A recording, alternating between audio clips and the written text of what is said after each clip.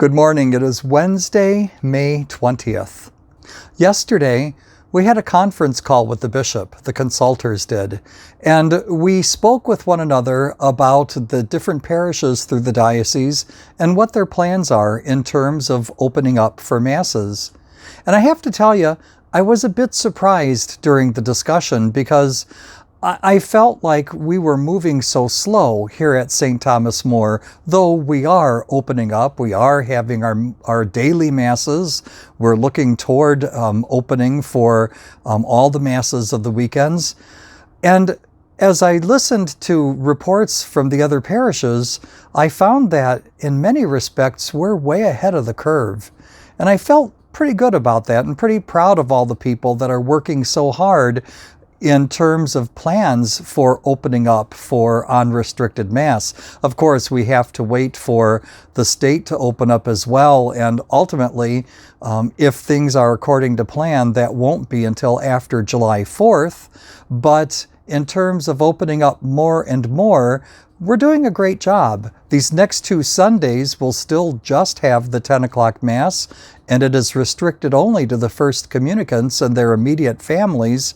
But after that, we're hoping to allow parishioners to come to Mass. We're going to be instituting a reservation kind of system.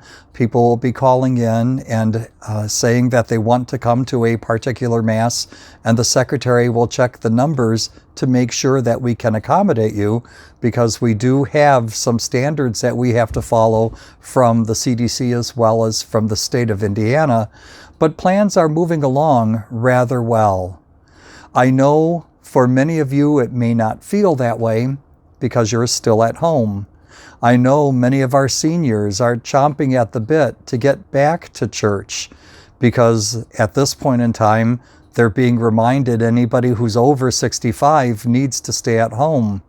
I know that the people who come to Mass are uncomfortable in their masks and uncomfortable having to sit so far apart.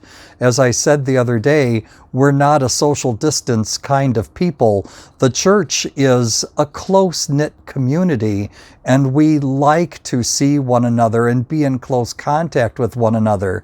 But for a while, that still needs to be held in abeyance. And so we continue on, both with our plans for the eventual reopening of our parishes, as well as with the measures that we need to take in order to keep one another safe. And so I encourage you to continue doing what you're doing. As you go out more and more with the different restaurants that are open to 50% capacity, make sure that you take all the precautions necessary to keep yourselves safe and keep yourselves healthy. God bless you this day and every day of your lives.